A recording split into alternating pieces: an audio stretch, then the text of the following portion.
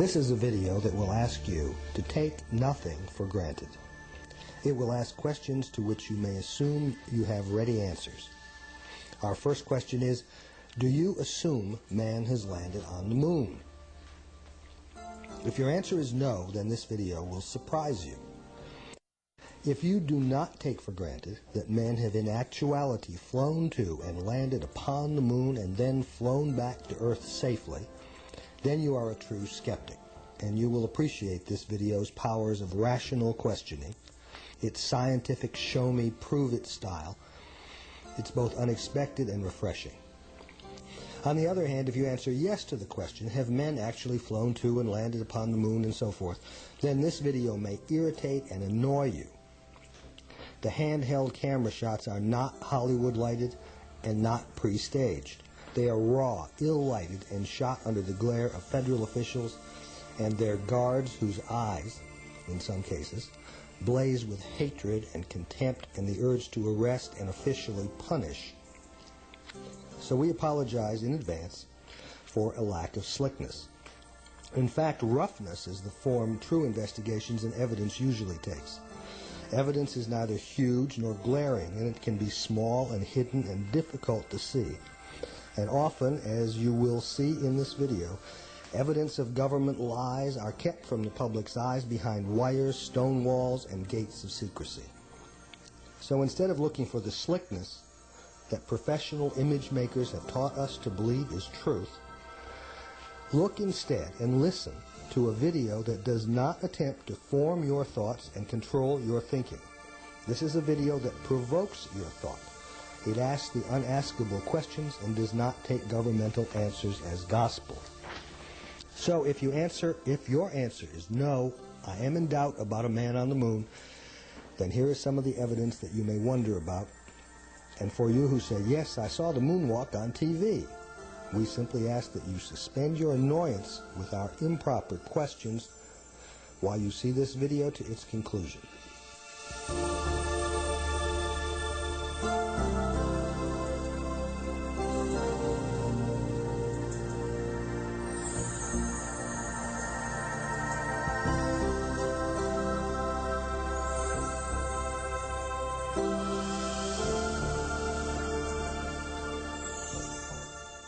Hello, my name is Jim Collier. I'm an investigative reporter, and this is an open letter to Frank Hughes. Frank Hughes is the man in charge of astronaut training at Johnson Space Center in Houston. He trains the astronauts now, and Frank, you trained them back in 1969 through 72 in the Apollo mission, so you were the expert that I got when I called NASA and spoke to Audrey Schwartz in the press department and said, I need an expert to answer some questions, and you've been very kind in answering. But here is the entire problem, or as much as I can get into this 2-hour tape. What happened was, a man named Ralph Renee came to me several years ago with a manuscript for a book called A Funny Thing Happened on the Way to the Moon.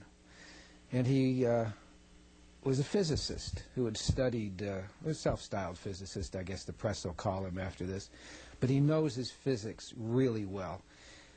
And I was incredulous, like most people, that we didn't go to the moon. And I started investigating him. And then I found out that he got his information, or a lot of it, from a man named Bill Kaysing, who worked for Rocketdyne as a man who wrote scientific papers for the scientists, and he had a gray pass, which meant he could go anywhere and see anything. And he saw a lot of propulsion experiments, etc. And he wrote a book called We Never Went to the Moon. Astronaut James Lovell of Apollo 13 called Kaysing a wacko for claiming we never went to the moon. Kaysing, who's been investigating NASA for 20 years, is suing Lovell for libel. The trial takes place October 7th in Santa Cruz, California. Kaysing analyzed NASA photos and came to the conclusion they were all taken on Earth. The results have been printed in media around the world. Notice the upper right-hand corner of this photo. It was supposed to have been taken on the moon, yet the ceiling beams are clearly evident. Here's a close-up of those beams. In January 1997, London-based Fortean Times printed an analysis of NASA's film footage by award-winning British cinematographer David Percy. Percy came to the same conclusion as Bill Kaysing. All the photos were faked. Both based their conclusions on shadows running in the wrong direction or running in two directions at once, indicating spotlights were used. The sun also appears to be originating from a spotlight, as there is a halo around it. There can be no halo where there is no atmosphere. Percy is doing a BBC documentary on all this, and it will appear in London and around the world sometime this year. He's an award-winning cinematographer who is writing a book called Whistleblowers, and it should be out in 1997.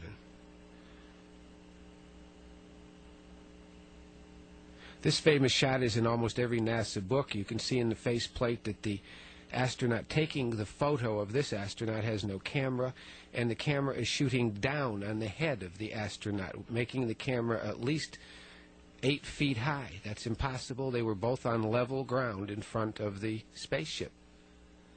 This famous shot is filled with anomalies, including tracks on the moon's surface. You can see the antenna on top of the crosshair, and the crosshair is etched into the camera. It couldn't be there.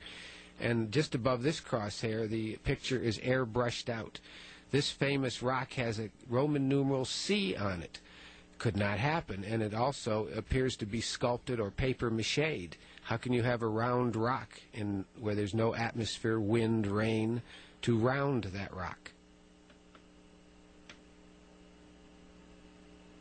So I went to investigate the LEM, that strange contraption that supposedly landed them on the moon. It never flew on Earth, Frank. It never flew on Earth. So I said, well, who invented this thing? I went to Grumman Aircraft, and they're in Bethpage, Long Island, and I said, give me all the material that showed how this was developed, what thought went into it. And so when it crashed on Earth and never flew once, I said to myself, why would the astronauts' wives let them go to the moon and test it out there? I mean, you'd have to be wacko to do that.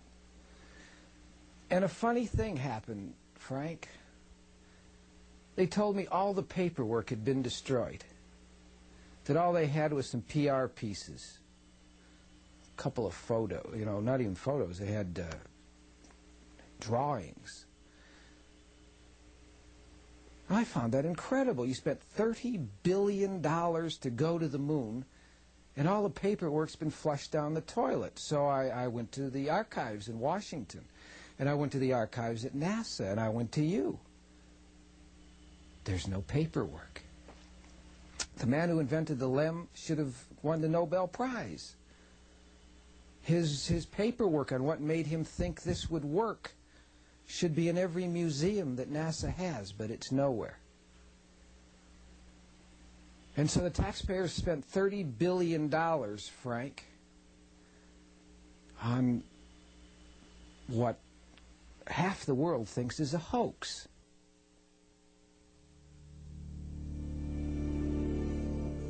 This is the lunar module falling freely toward the moon.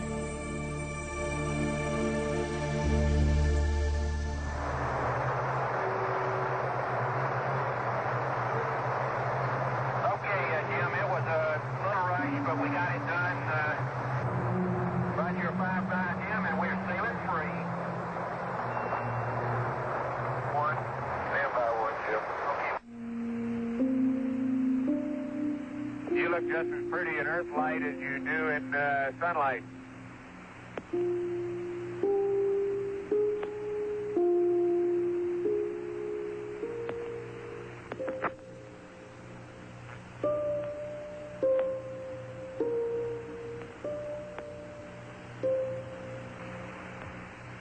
Roger, America.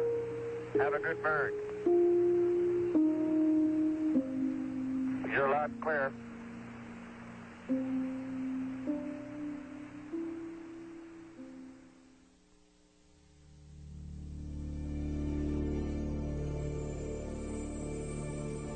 Frank, let's start with this book by Jeffrey Kluger. It was on the Apollo 13 adventure, and Kluger worked with astronaut James Lovell and with NASA, and so I assume everything in here is as accurate as that investigative reporter could be.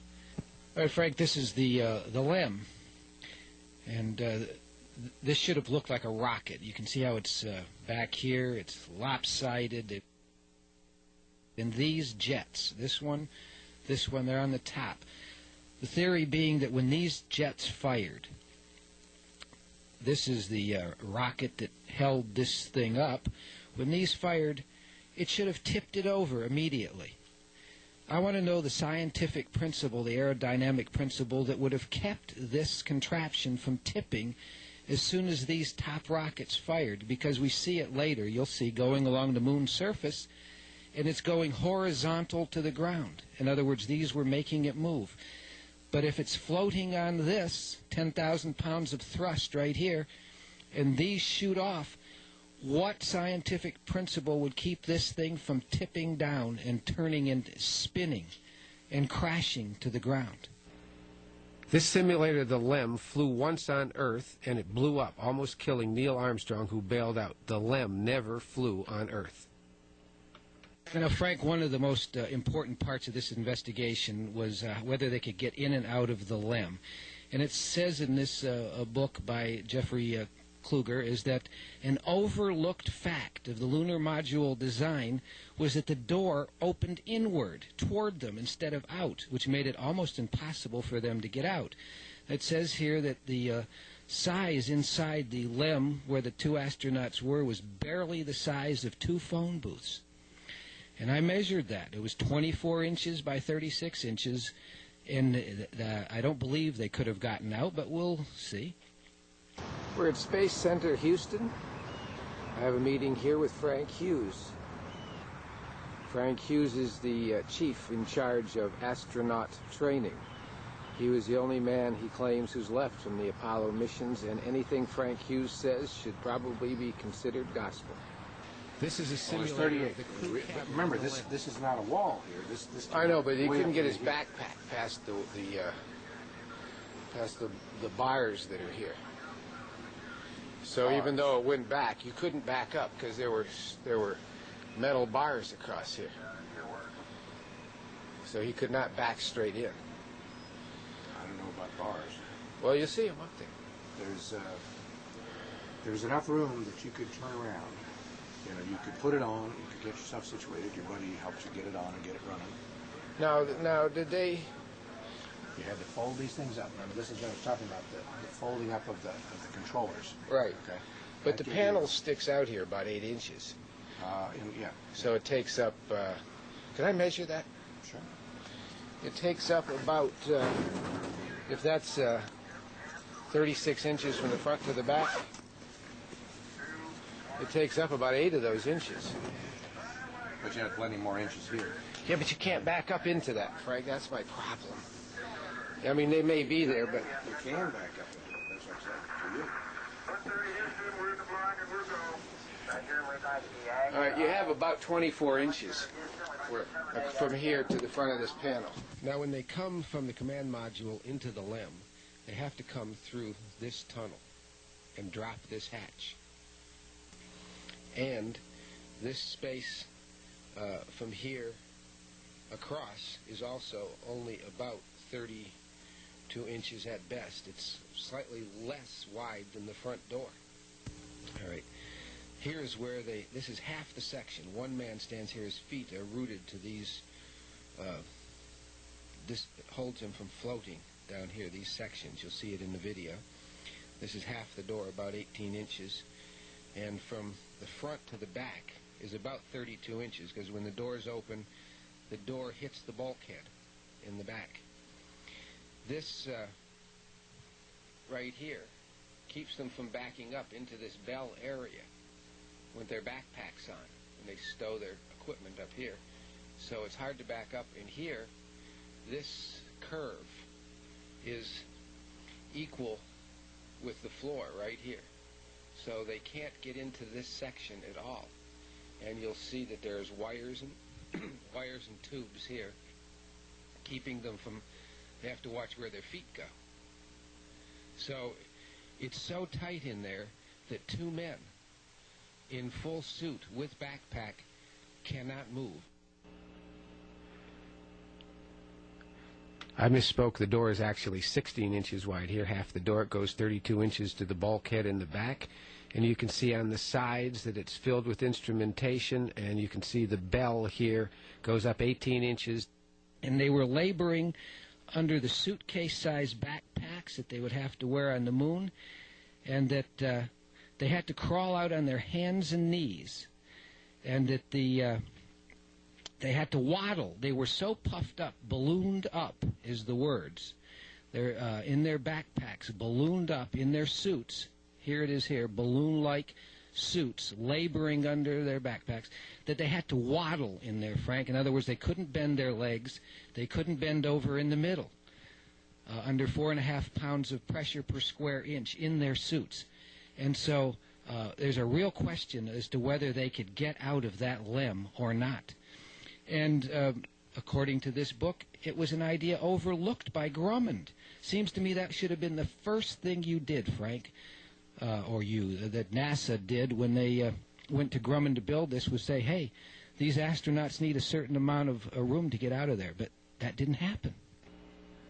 This book, U.S. Space Gear, is in all NASA museums. One can pick it up and study the history of the space suit used in the Apollo missions. The problem with the suit from the very beginning was that they were basically inflated rubber balls. The astronauts could not bend their arms or legs and fingers in there. This is an early attempt at a pressurized suit, and here you can see a man in a pressure chamber testing out the suit, and you can see those ballooned up arms. That was the problem that NASA had to solve before they could go to the moon. And here was an attempt at using convoluted plastic suits to try to contain that ballooning rubber problem. I don't think NASA has really solved that problem totally yet, because I was at ILC that makes these suits, and they're still working on metal arms for these suits to try to bend the elbows. Here you can see the men in a NASA drawing. You can see the thickness and bulkiness of these suits. Very difficult to bend when pressurized at 4 pounds of pressure per square inch. You can see the mass here in them. And to try to get out of a space capsule, the LEM, with these suits on. Here is a Washington Post photo of those suits taken on the Earth, and there's no camera here. A camera goes out front of this area here, adding another foot. So from front to back, it would be close to 3 feet, and they only had 2 feet inside the LEM from front to back, from instrument panel to the back where they couldn't back up because of the bell, and there was a bar going across. And you see the other man wearing the camera there. Very difficult to maneuver these suits, and it would have been very difficult to get out of the LEM with these suits on, with the door opening inward. And one astronaut had to stand in back of that door. He couldn't get out of the way. So I had to find out what the inside of the LEM looked like and what was in back of that door and whether they could back up into that section. So I went to the Space Museum in Washington, where Alan Nadell, the curator, promised an hour of his time and a cherry picker to get up here and look at the inside of the LEM. We're looking through a glass window through the door. That's a 32-inch door, and you can see the wires and tubes back there that the astronauts would back into if they backed up in that little 24-inch section. Up top there you can see the bar that keeps them from backing into the bell section behind the 24-inch section in back of the door. So they were trapped in 24 inches, and that's the bell that's above the 18-inch bulkhead in the back and just below the upper hatch that goes between the LEM and the command module. They come down from the top. It's a very small, cramped space. You can see the door to your left.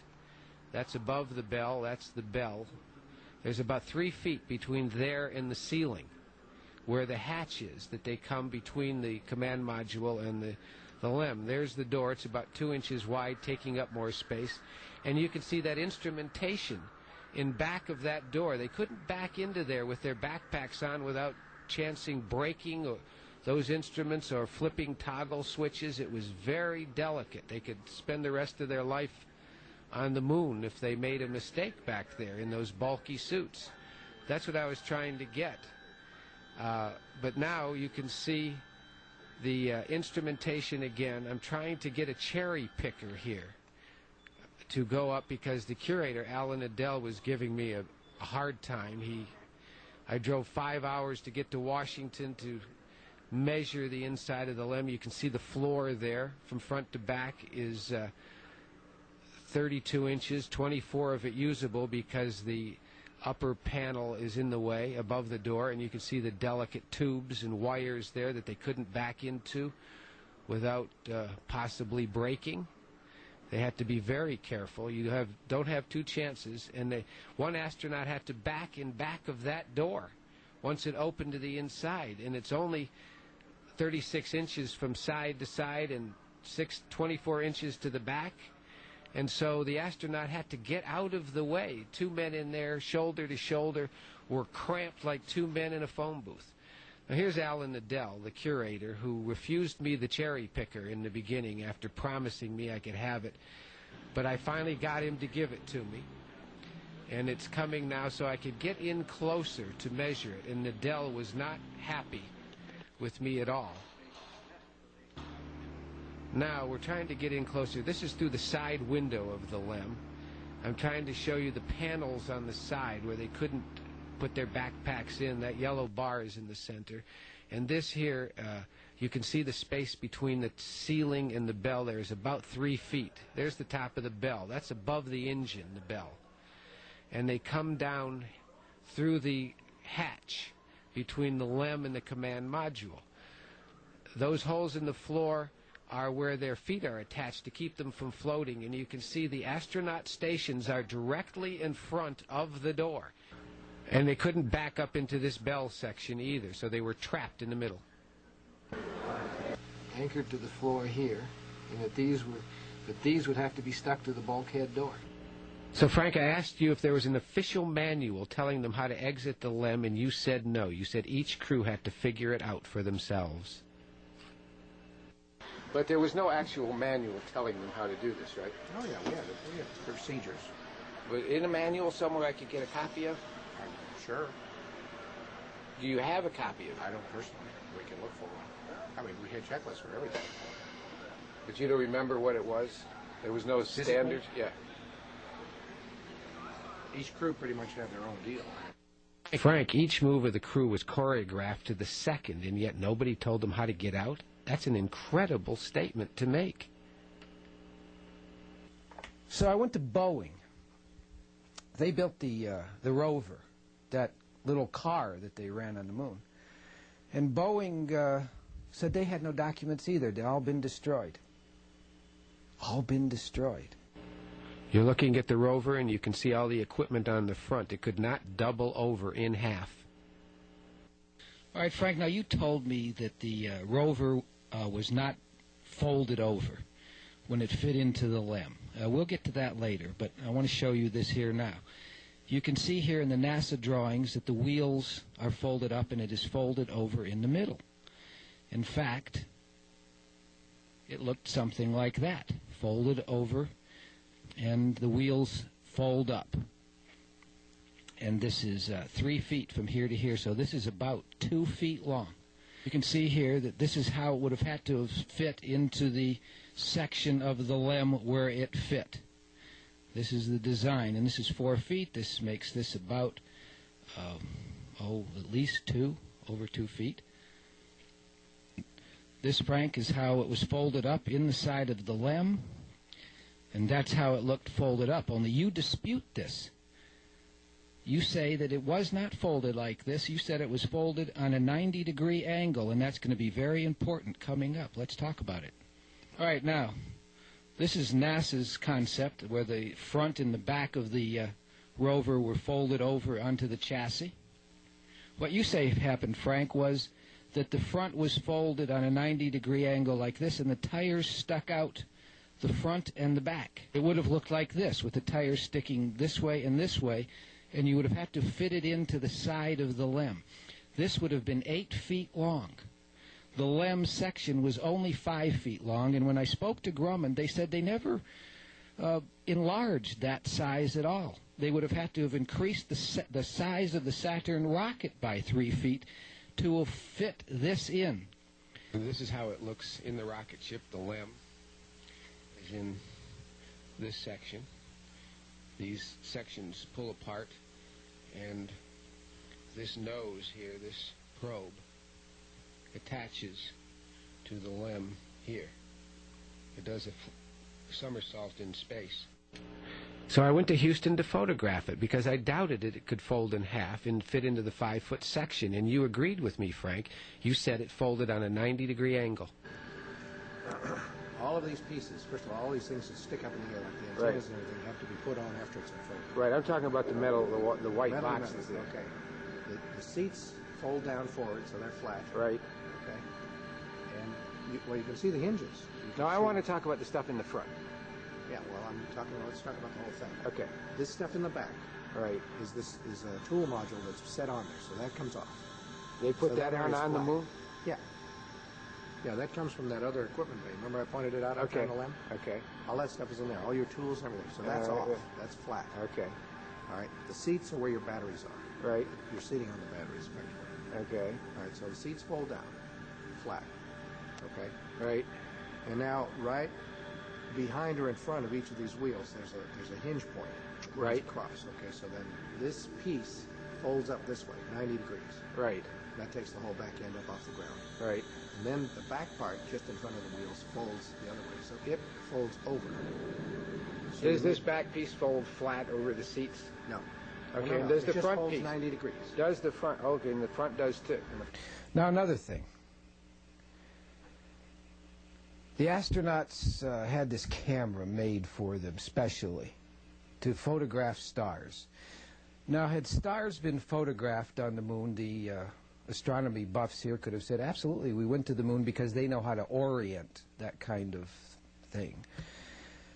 And all the astronauts have ever said is they never saw stars. Even when they took pictures of the Earth, there were no stars in the picture, and yet the Earth is reflected light, and the stars should have been bright like headlights of cars because there's no atmosphere. Sky totally black, but there's no stars. And even in some pictures, the Earth is about the size of the moon, which it should have been at least 4 times bigger. And so the people who are your critics, Frank, say that was a phony shot. Somebody should have thought of that. Anyway, I asked you on the phone, I said, where are the photos? Hundreds of them should have been taken, should have been in manuals, books, everywhere. They should have been proud of them. You said maybe in some scientific journals. You couldn't tell me the journals. That would have proven you went to the moon, Frank. But there's no stars in any NASA photos, so we can't prove it that way. Young set up an ultraviolet camera to provide the first astronomical observations from the moon. So I said, well, what do you got that proves we went there? I got no paperwork from Grumman or Boeing. There's nothing in the archives. There's stars don't exist. And we'll get into some other things. And you said that the rooster tail of the rover, when it was running along the moon's surface, proved it. With Duke acting as photographer and Young as driver, they put the rover through a full test. Man, you are really bouncing. Is he on the ground at all? That's 10 kilometers. Huh? He's got about 2 wheels on the ground. Okay, turn sharp. I have no desire to turn sharp. Okay, here's a Sharpie. Hey, that's great. He's a big rooster tail out of all 4 wheels. And as he turns, he skids. The back end breaks loose just like on snow. Come on back, John. Hey, the deck is running. Man, I'll tell you, Indy's never seen a driver like this. Okay, when he hits the craters and starts bouncing is when he gets his rooster tail. He makes sharp turns. So I checked that out, and we'll see that further in the film. And I found that that was the absolute proof, Frank, that was taken on Earth. And the theory is, when we get there, so you'll understand, is that Einstein's theory, and remember, the moon has gravity. Moon has gravity. Like Earth, it's 1/6 the Earth's, but it's gravity. And you can see in the NASA videotape that I'm about to show that everything looks pretty heavy. I mean, once they got that LEM into gravity, it would have operated just like Earth gravity and been subject to the same effects. So when the rover spits dust out of the back, the law is that, the physics law is, that as fast as that dust or dirt, whatever it is you were spitting out of the back wheels of that rover, should have fallen to Earth at the same speed that it went up, because there's no atmosphere to stop it. And yet what we're going to see, Frank, is that it goes up and then it hits a wall of atmosphere. And it stops and it trails off. You can see it. It should have made a perfect arc going down as fast as it went up. But it doesn't, and you can see trails of it as it goes up, hits the atmosphere, and stops. Goes up, hits the atmosphere, and stops. That was done on Earth. With Duke acting as photographer and Young as driver, they put the rover through a full test. Man, you are really bouncing it. Is he on the ground at all? That's 10 kilometers. Huh? He's got about 2 wheels on the ground. Okay, turn sharp. I have no desire to turn sharp. Okay, here's his Sharpie. Hey, that's great. He's a big rooster tail out of all 4 wheels. All right, Frank, let's study this carefully. It's very important because what we have here is no atmosphere and 1/6 gravity. This rooster tail should probably have gone up 60 feet in the air, and yet it only goes up maybe less than 10 feet, and it creates waves. You'll see them go up, waves. It doesn't make an arc like it should. The theory being, see that wave? That's because it hits atmosphere and stops. The sand, the dust. Those particles should have kept going because nothing should have stopped it, but it hits resistance.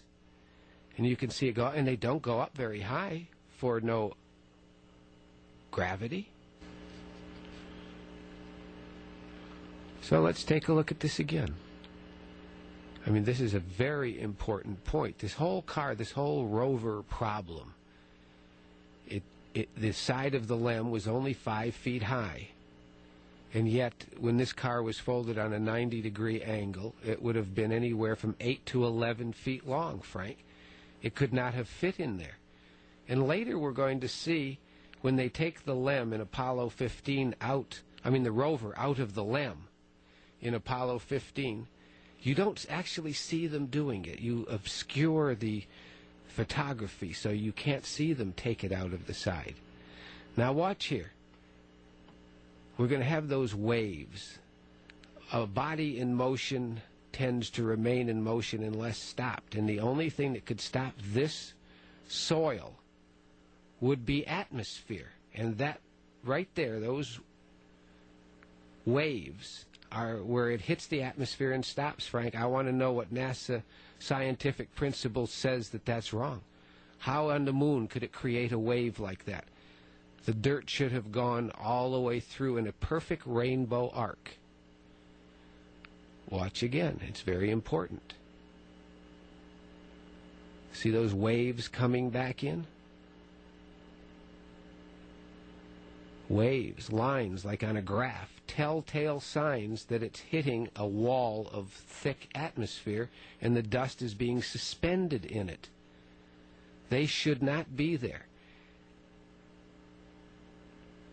You have to explain to me how they could possibly be there in no atmosphere to say that you were on the moon. And this was your definite proof, you said. You hung up on me at this point. You were exasperated and said you wouldn't talk to me anymore because I didn't believe that this was real. Let's take one more look at it. Like on a graph, there's a wave. The dust particles go up and get stopped. This was your proof. And this is my proof that it was taken on Earth.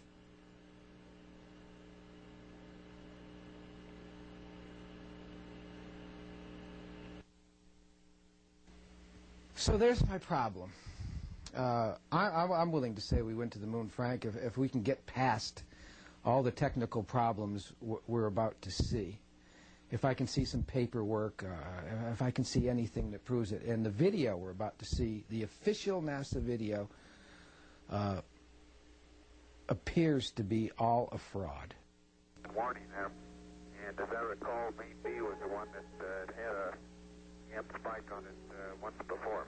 In the interim here, we're starting to go ahead and button up the tunnel again. April 11th, 1970. Launch day. The crew of Apollo 13. Jim Lovell, commander and veteran of 3 previous missions. He had orbited the moon Christmas 1968 on Apollo 8. Fred Hayes, his first time up, lunar module pilot. Jack Swigert, command module pilot. 3 days ago, he was on the backup crew. Now he replaced Ken Mattingly. Mattingly had been dropped from the mission because he had been exposed to German measles. Notice the blue sky outside the window. It should be pitch black in outer space. One of the big problems was consumables. There would be enough to eat and drink. But in space, there are other factors.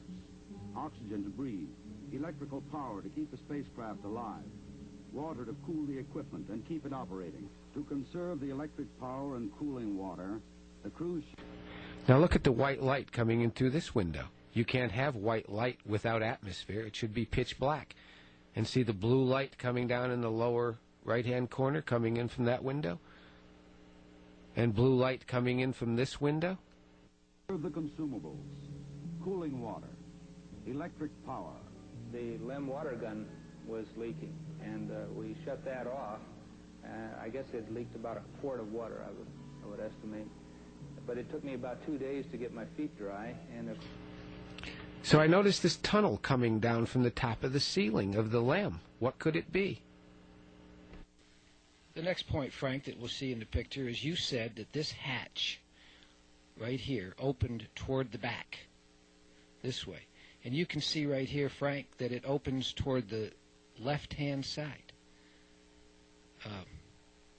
I don't know why you told me it opened toward the back, except that in the Apollo 13 shot, we're going to see that it opens toward the back, and I claim that the Apollo 13 video here was all a fraud. Now you can see the tunnel coming down from the ceiling about a foot. You can see the hatch door, the white silver thing in the back. One of the most important pieces of evidence that we found was this drogue and probe here. This is the front of the command module right here. This here part is called the probe. It attaches to the LEM and pulls the two together in space. This is the opening to the LEM tunnel, and I measured it. It's only 27 inches across, although NASA says it's 32 inches across. And there's metal connector boxes in there. In the end, it was only 24 inches of clearance. This is an artist's concept of what it looked like inside. The astronaut is in the command module, and the probe and the drogue is in the LEM, and they have to go between the two. He has to take that equipment out of there. And so when I measured it, it was 27 inches across, and with the boxes inside, the drogue connector boxes, which you'll see, it only had 24 inches of clearance, and 24 inches, and a man in a blown-up spacesuit trying to get through that tunnel, he would have torn his suit. It would have been a very tight squeeze, but you'll see in their simulator it wasn't. What you see here is the drogue. This is the part that fits into the tunnel of the LEM before they open the tunnel. This is the probe attachment that fits into it from the command module, pulls the two together. This is the command module, which we just showed you, and you can see here the latches attached to this metal ring around the outside. Very important. So in Washington, I videotaped it, and you can see a box inside there that connects the probe, and it looked like it was only about 27 inches wide. So I tried to get over there and measure it, but Alan Nadell would not allow me. When I got this close, he forced the cherry picker away and said, "You cannot measure that hatch." Alan, I wanted to get that hatch, and it's really important that I get the size of the width of that hatch, and we do have a few minutes to get it. Is there any reason why I can't?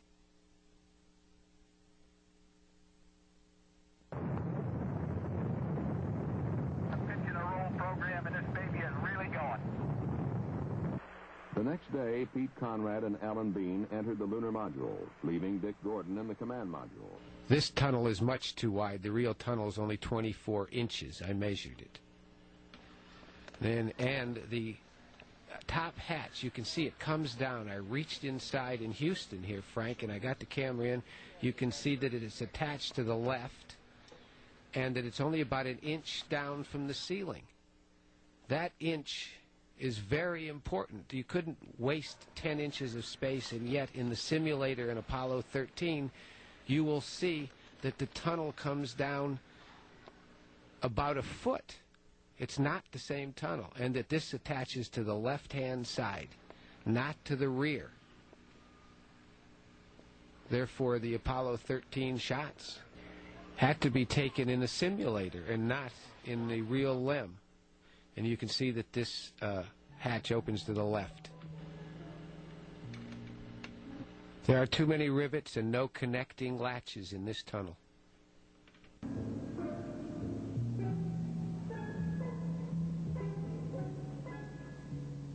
If you want my opinion of how they handled the situation when it happened, they handled it exactly like we'd expect them to. They were about as well on top of it as anybody could be, knowing what we knew, which isn't very much, I'll have to. We actually had a third little sleep restraint, which Fred then... Blue light in outer space. Just a little bit warm. The astronauts faced another problem, their own exhaled breath. The lithium hydroxide chemical to take carbon dioxide out of the air was not sufficient in the lunar module. They would have to... The hatch door is open to the rear. The canisters from the command module to fit the hoses in the LEM. On the ground, an adapter was fashioned from materials the crew had available in the LEM. Cardboard from a checklist, plastic bags, and tape. After checkout in an environmental chamber, the directions for construction were sent up to Aquarius. At this point in time, I think the partial pressure of carbon dioxide was reading about 15 millimeters. And we constructed 2 of these things and put them online, and I think within an hour, the partial pressure... I believe this is astronaut Lovell here with his hand on that funnel-shaped instrument coming down from the ceiling, and he dives down 7 feet. There should have been a bell there to stop him at about 3 feet.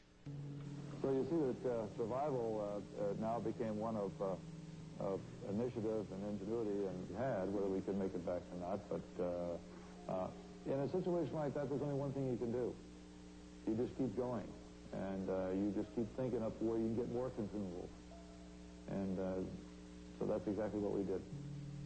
On April 17th, they prepared for re-entry.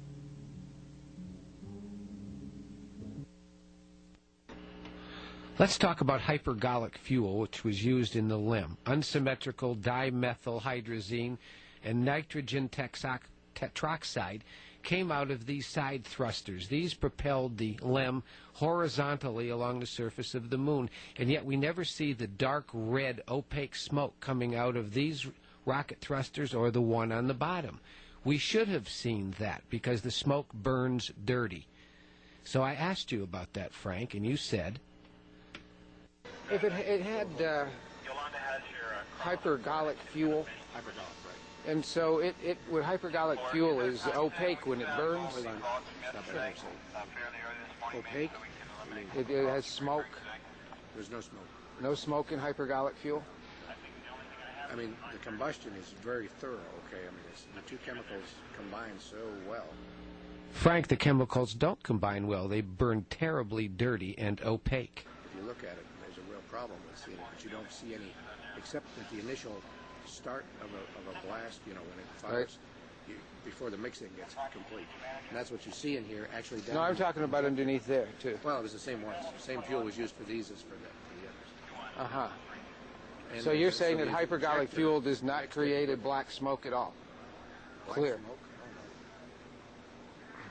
The fuels we use. Now, hypergolic, let's talk about it. Hypergolic is a chemical term that just says the two chemicals, you don't need an igniter. The two chemicals. Right, and so the ones you used didn't create black smoke? We can go down. Okay.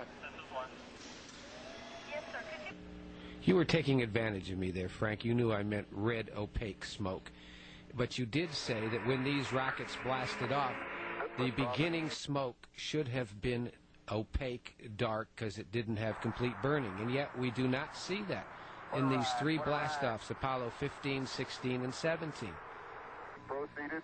No black smoke at all, and it should have been there. Heavy, thick, particulate matter. Even in no atmosphere, it would have been there, Frank.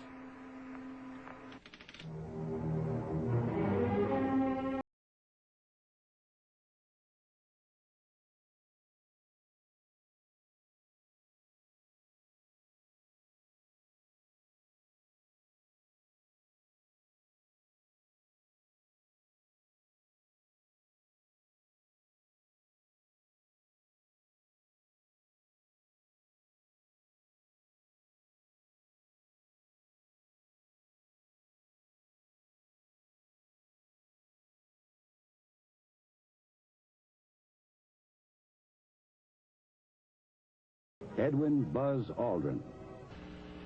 It's 250 degrees in the sun on the moon. How could this footstep have clumped the soil and stuck together without moisture?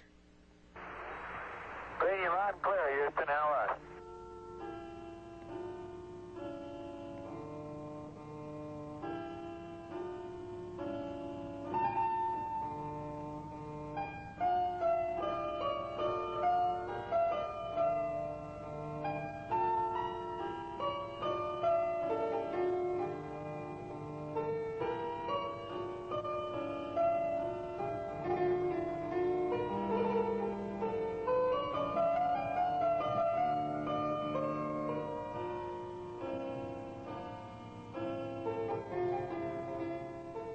The next day, July 20th, marked the beginning of a new era. Mike Collins, alone in the command module called Columbia, watched as Neil Armstrong and Buzz Aldrin undocked the lunar module called Eagle.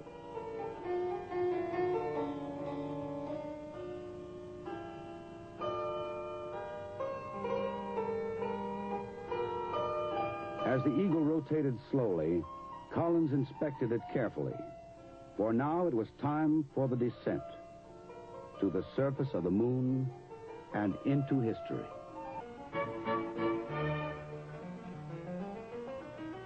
"50,000 feet above the moon, Eagle's descent engine ignited and began the deceleration for landing. As they descended, Armstrong and Aldrin watched the craters and mountains of the moon pass beneath them.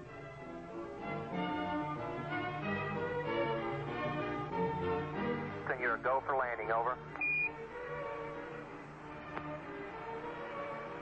Roger, understand. Go for landing.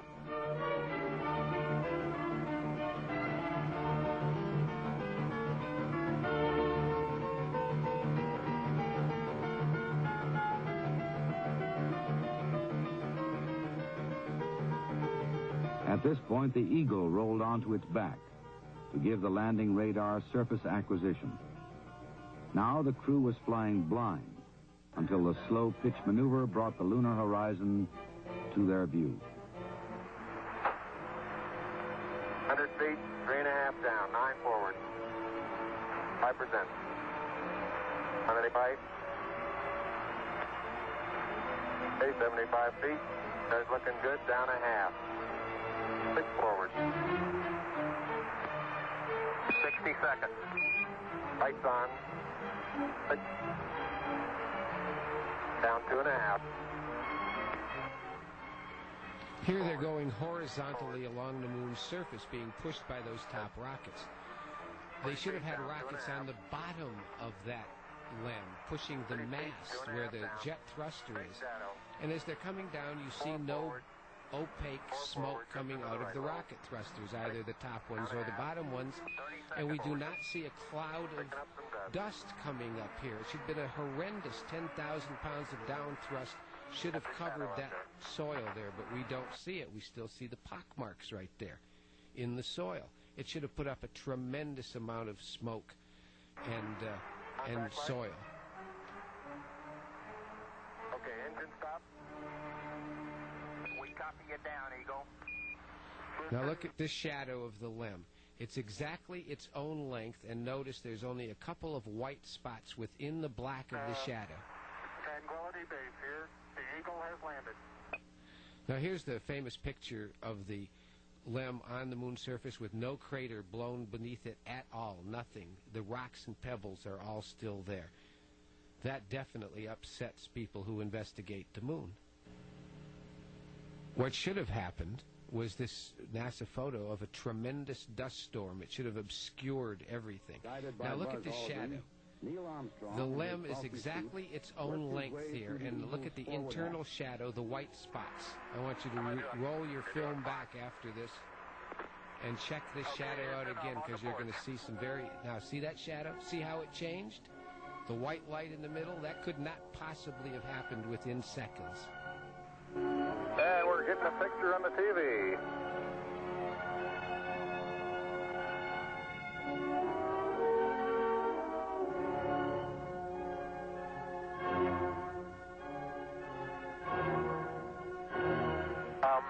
At the foot of the ladder, the LEM footbeds are only depressed in the surface about 1 or 2 inches. There it is again, the wrong shadow. Look at your original shadow.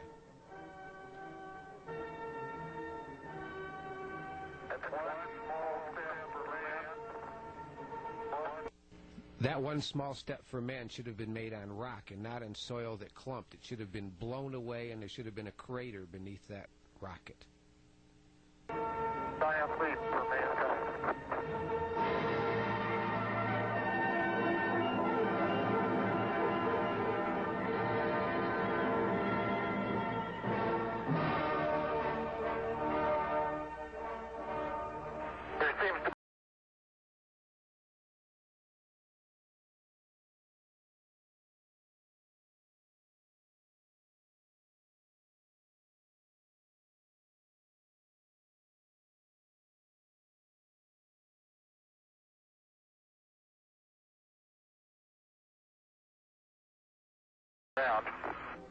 Notice how well lit he was in that shadow, and look how this shadow of this astronaut is almost 3 times his length. The LEM shadow was 1.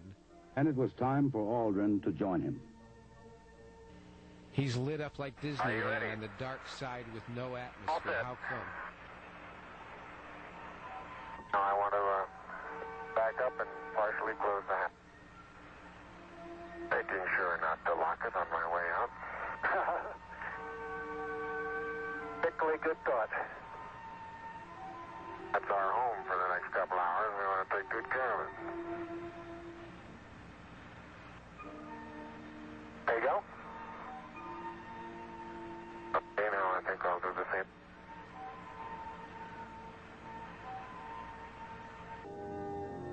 And as we watched them plant the flag of the United States in the lunar soil, we perhaps wondered, what dream dreamt today by what impractical dreamer will be tomorrow's reality?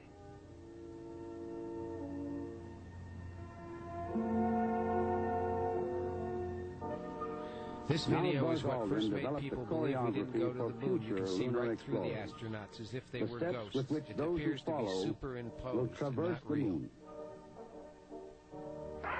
You do have to be rather careful to keep track of where your center of mass is. Sometimes it takes about 2 or 3 paces to make sure that you've got your feet underneath you. And about 2 or 3 or maybe 4 easy paces can bring you to a fairly smooth stop.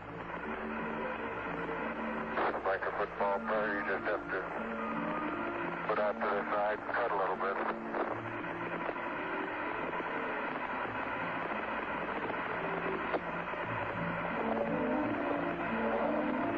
So-called kangaroo hop does work, but it seems your forward ability is not quite as good. Go ahead, Mr. President.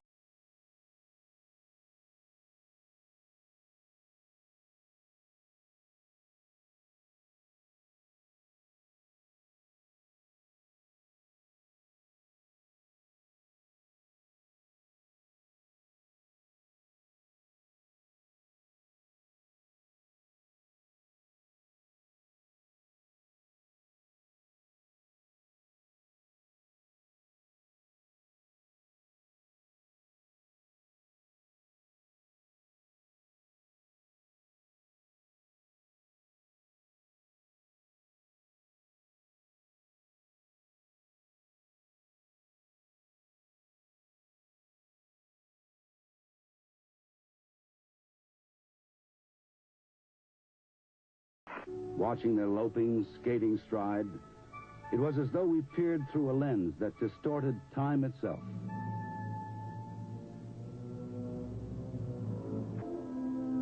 So they went about their tasks of exploration, aliens on a distant world. And, strangely enough, they looked as if they belonged there.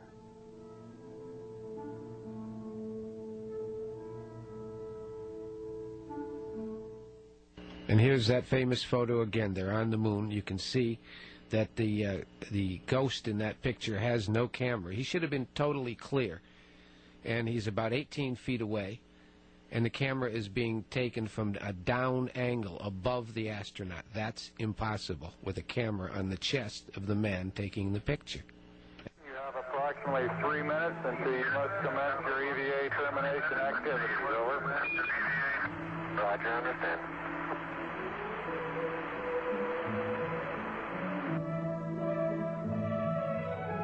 It was now time to leave the dusty lunar plain, stow the experiment, samples, and photographs to be returned to Earth.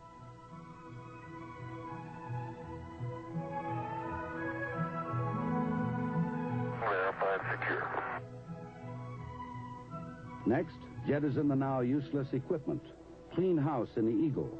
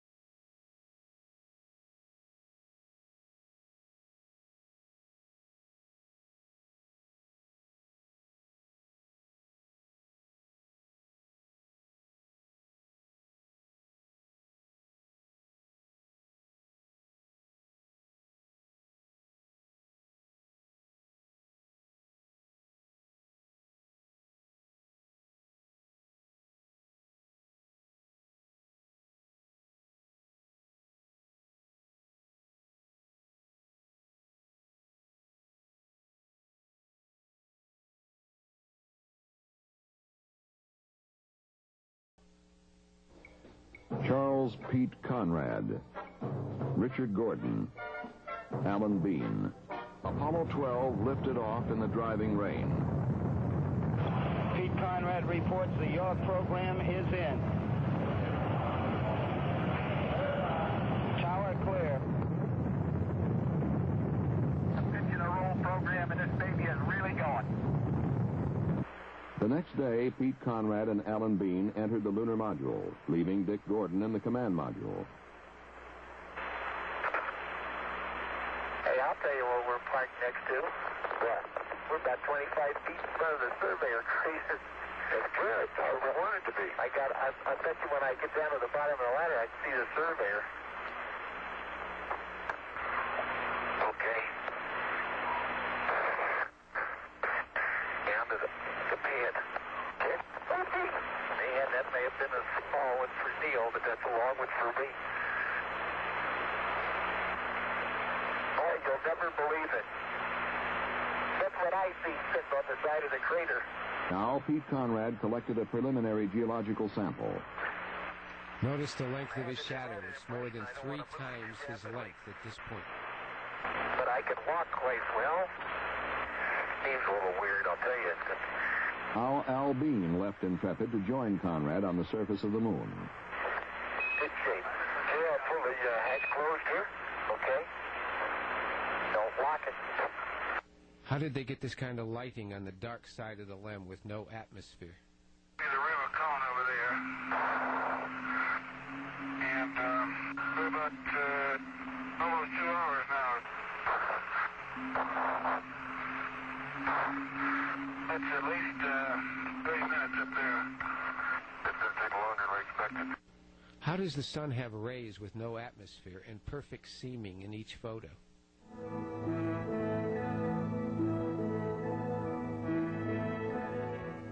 "5 miles above the moon, Dave Scott and Jim Irwin looked out the window of their lunar module down toward Al Worden in the command module, which had completed its separation maneuver. Beneath them, the 15,000-foot peaks of the lunar Apennine Mountains. Soon they would fly low over those peaks on their way to a landing in a little valley in the mountains of the moon.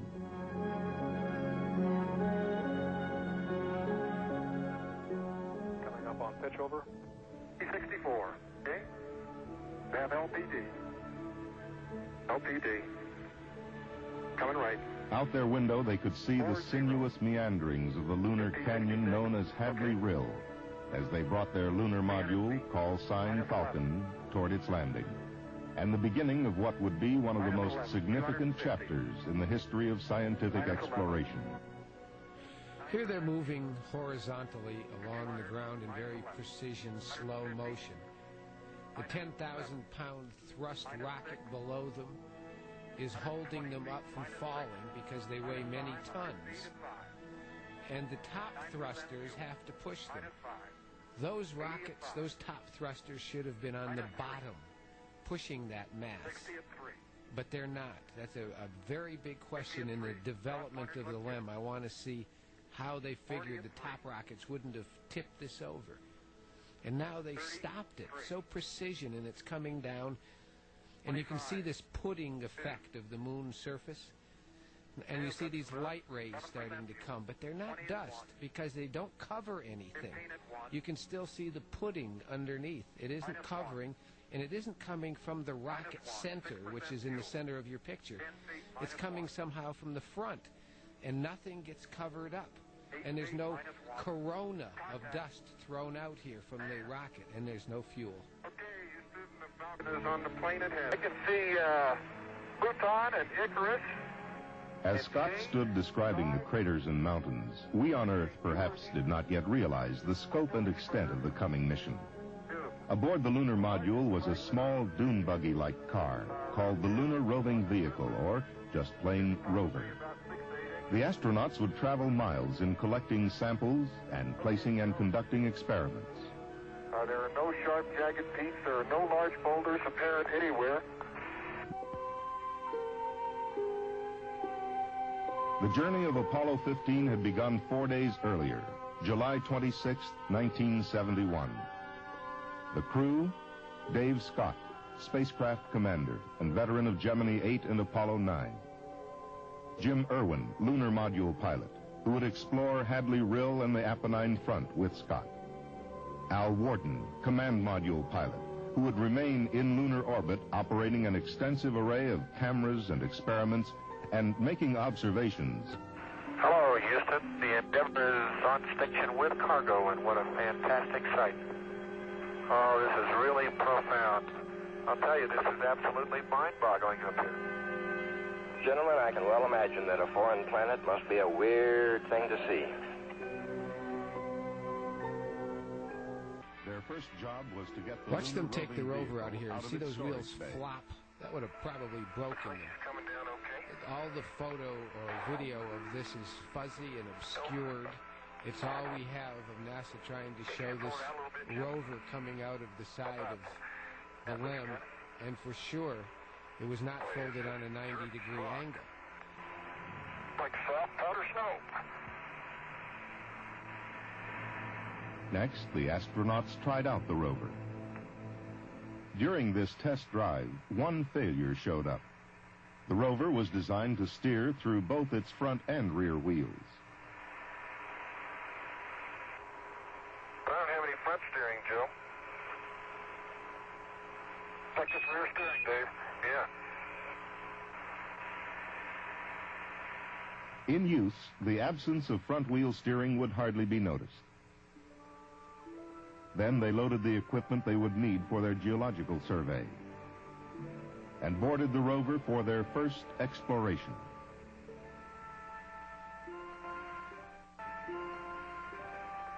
Okay, we're moving forward, Joe. Roger. They were headed toward St. George Crater, located on a mountain slope above Hadley Rill to the south of the landing site.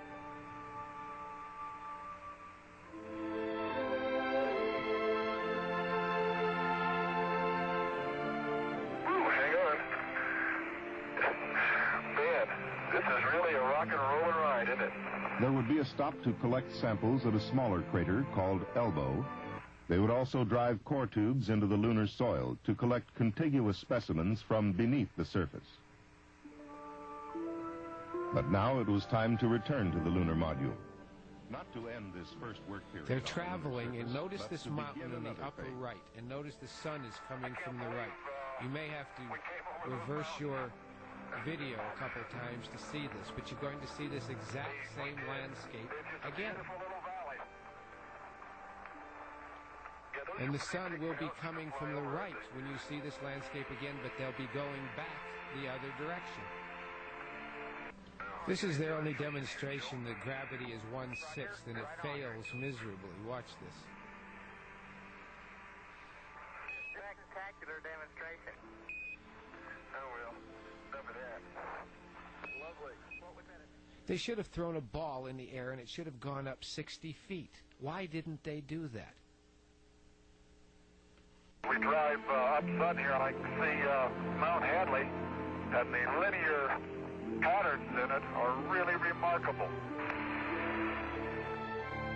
Then they began the physical sampling of the Apennine front, stopping at 4 craters in their traverse.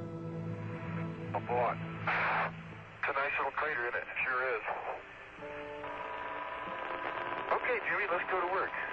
Roger. Look at that. Almost see twinning in there. Guess what we just found? I think we found what we came for. Crystal and rock, huh? Yes, sir. You better believe it. 196, a special bag. Yes, sir. Joe, this crater is a gold mine. And there might be diamonds in the next one. Yeah, babe. Collection bag, probably before you go much longer. It's coming very loose there. Okay. Coming very loose. Let me do it right now, Joe. So we don't forget it. Roger, we sure don't want to lose that one. I don't know what we'd do without you, Joe. Now their day is over, and they're traveling home, but the sun is still coming from the right, and the mountains are still exactly the same as they were. This appears to be a stage set, somewhat like a movie, a cowboy movie, where the horse is moving and the background is different. It happens on all the rover trips. Making me seasick. What do you expect traveling on the Maury? Oh, what a big mountain that Hadley is. Yeah, it's beautiful. Sun is really fierce. Oh, look at the mountains today, Jim, when they're all sunlit. Isn't that beautiful? Really is. By golly, that's just super. You know, unreal. Dave, I'm reminded of a favorite biblical passage from Psalm. I look unto the hills from whence cometh my help. But of course, we get quite a bit from Houston, too. This appears to be high noon on the moon, 250 degrees in the sun. They should have cooked and baked inside that limb. And Eastman Kodak told me that film melts at 150 degrees. None of the film taken on the moon at this type of temperature should have survived. It should have been crisp like in an oven and curled and melted. 171 hours and 37 minutes after they had lifted off the planet Earth, Scott and Irwin would lift off its sister planet, accompanied by a musical salute they themselves would provide from a small tape recorder on board. Good liftoff, automatic.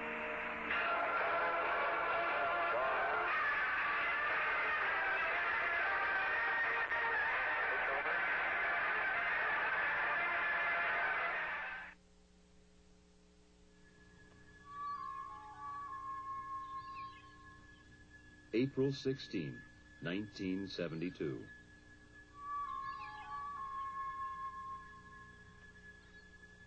Apollo 16, man's fifth lunar landing, sat silently on the pad awaiting its mission.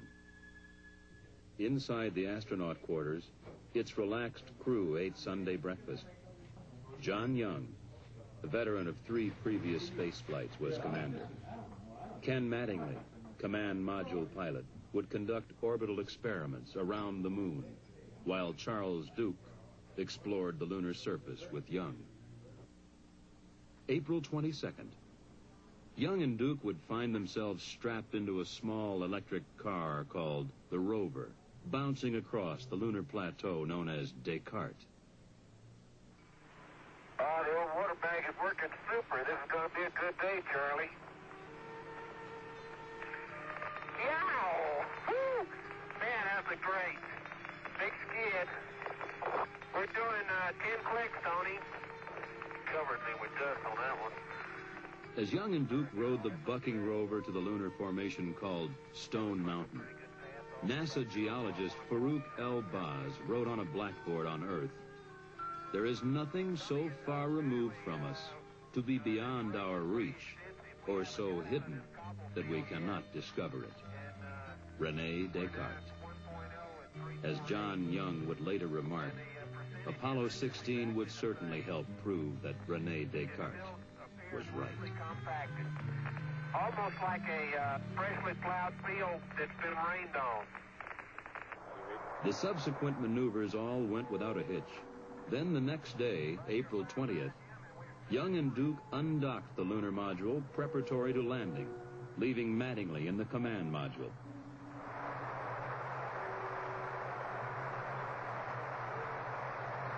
Okay, Jim, it was a little rush, but we got it done. Right here, 5-9, Jim, and we're sailing free. 1, stand by 1, Jim. Okay, we're on time. The next maneuver was for Mattingly to burn the main engine of his spacecraft to put it into a circular orbit. The first step the Earth in is the 4 times problem-solving larger technique. than the moon. And Stabilize the situation in the safest even manner. smaller than Get the the moon. 2 That spacecraft, would be which had impossible. separated, close enough together to dock, if necessary.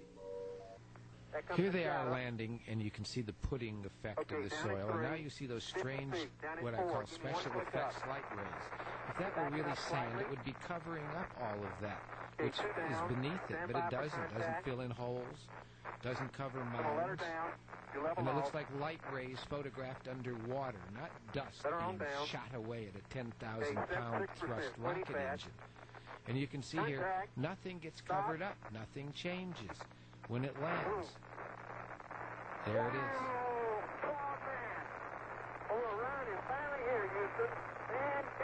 The original plan had called for Young and Duke to get out and explore shortly after landing. However, the near abort had lasted 6 hours. The tired astronauts would sleep. April 21. Mission Commander John Young stepped onto the Descartes formation, 11:58 a.m. Eastern Standard Time. They are mysterious and unknown Descartes. Island planes. Apollo 16 is going to change your image. After unloading the rover from its storage bay in the lunar module, they planted the flag. Hey, John, this is perfect with the LIM and the rover and you and Stone Mountain. And the old If a flag. 165-pound man with an 80-pound backpack on the moon weighed about 40 pounds and 1/6 gravity, this proves that white men can't jump on the moon either. There we go. Good. Young set up an ultraviolet camera to provide the first astronomical observations from the moon. On the moon, the astronauts continued with the other experiments. Young placed a series of sensors in the soil, then fired explosive charges, mapping the lunar subsurface much as geologists on Earth use explosives to search for oil. 4, 3, 2, 1, fire. They continued to sample the area and activate the experiments. Then they returned to the rover and prepared for their first trip away from the landing site in search for geological samples. And here we go.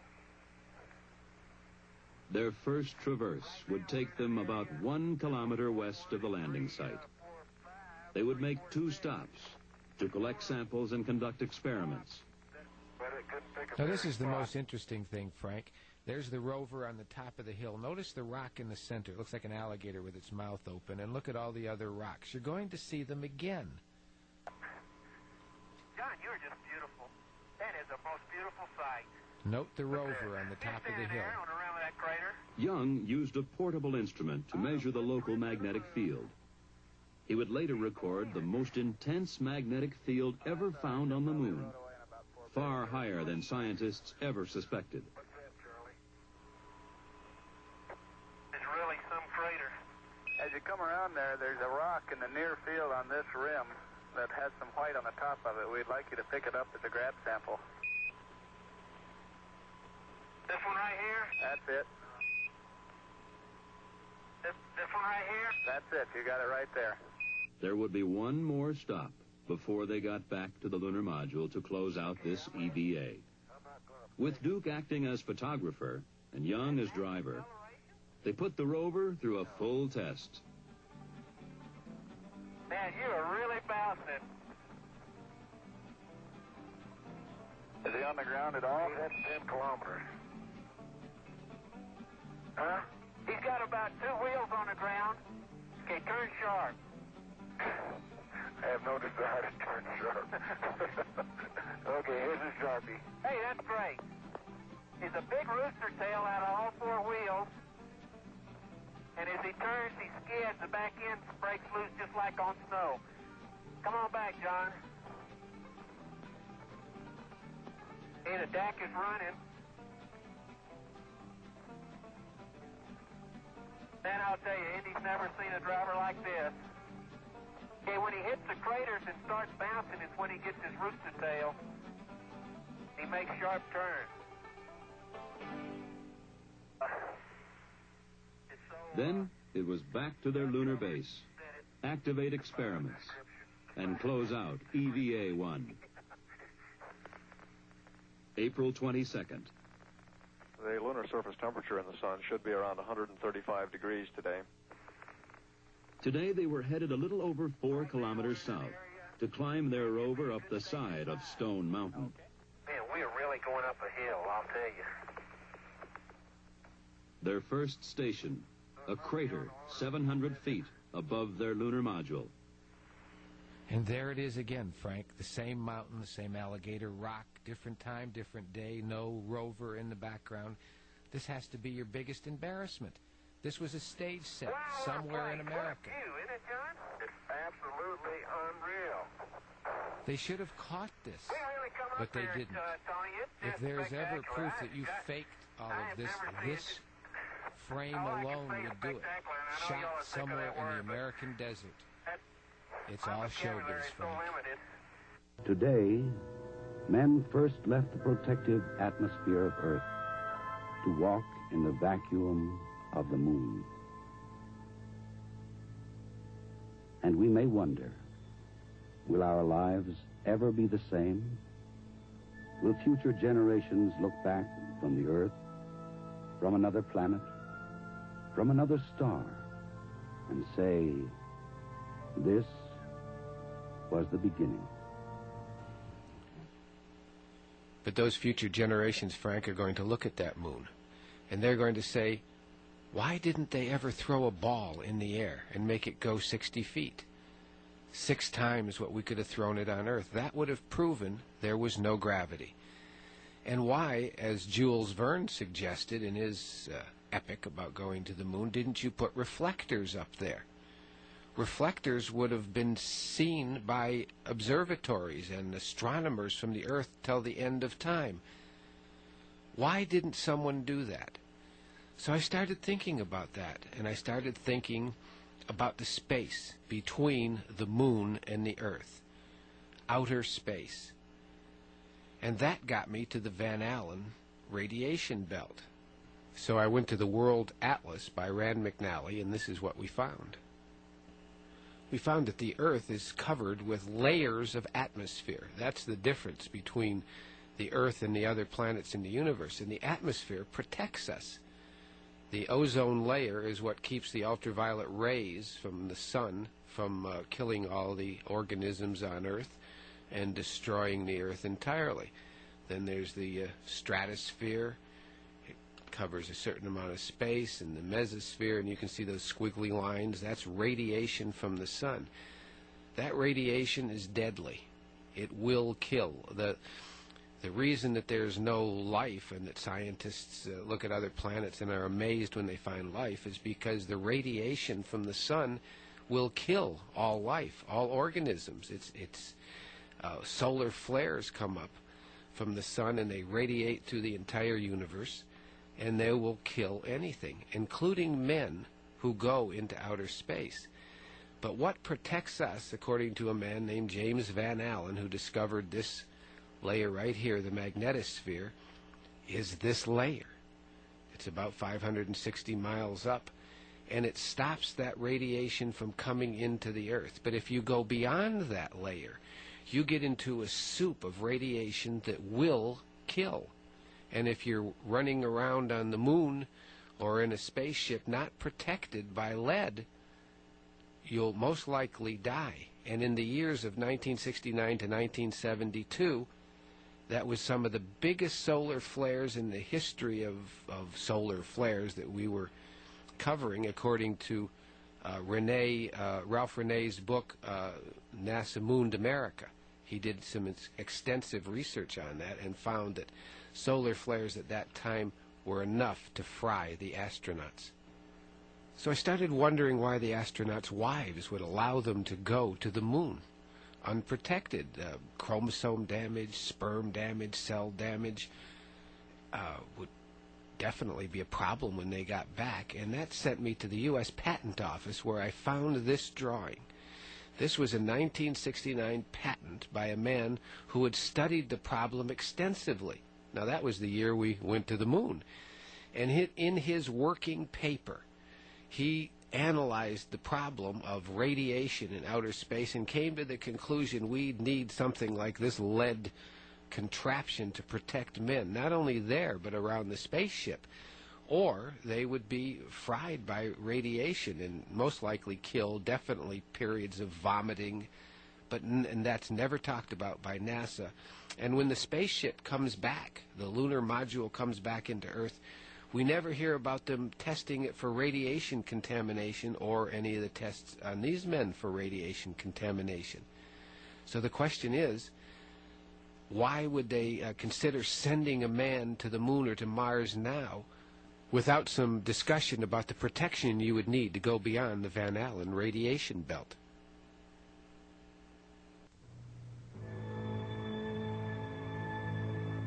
Over 3 billion years ago, life first appeared in the seas of an infant Earth. Over 400 million years ago, living creatures left the protective waters to begin life on land. About 2 million years ago, the earliest man walked upright on the land.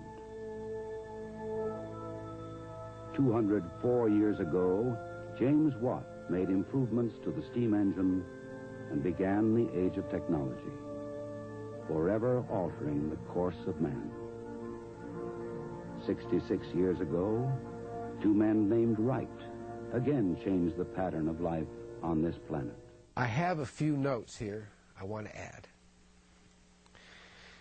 In the final analysis, it appears to me that the major media and the scientific community at the time of the Apollo flights abrogated their duty to ask critical questions.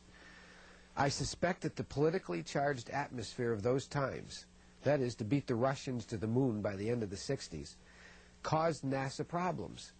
It is possible that NASA hadn't solved those technical problems by the end of 1969, but they couldn't admit it, or their funding would be cut. All those billions would dry up. In the end, did they have to fake it? So I'm asking you to go to your congressman, go to your senator, take this tape and show it to them and demand a public discussion on this issue. And finally, I want to thank Frank Hughes, who gave freely of his time, and curator Alan Nadell, who did not. Well, I've been glad to help you and to give you an hour of my time and an hour of free staff time to use all of our equipment, and we really wish you the best of luck with your project.